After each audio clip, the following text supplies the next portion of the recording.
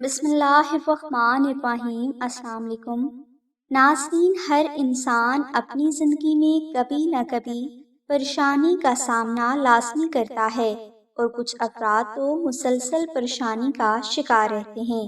ایسے حالات میں ہر انسان کو ایسی دعا اور وظیفہ کی ضرورت ہوتی ہے جس کی برکت سے وہ اپنی مستقل اور آنے والی ہر پریشانی پر جلد قابو پا سکے اور اپنی زندگی کو بہتر طریقے سے گزار سکے،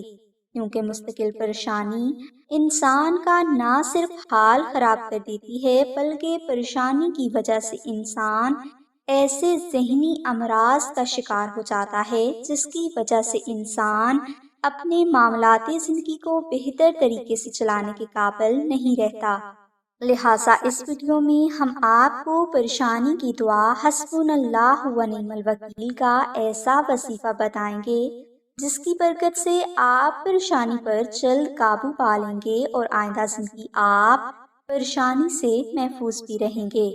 لہٰذا اگر کوئی بھائی یا بہن مسلسل پریشانی کا شکار رہتے ہیں، یا وہ افراد جو اچانک بغیر کسی وجہ کے بڑی بڑی پریشانیوں میں مبتلا ہو جاتے ہیں،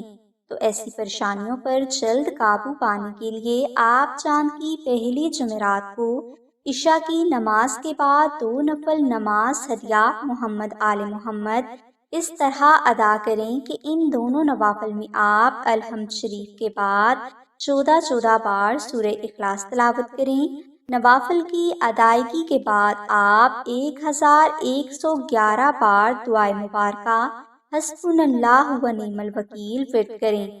یہ عمل ایک ہی دن کا ہے، اور اس کے بعد آپ روزانہ 100 بار حسبنا اللہ و نعم الوکیل اور 10 بار درود ابراہیمی پڑھنے کی عادت ڈال لیں۔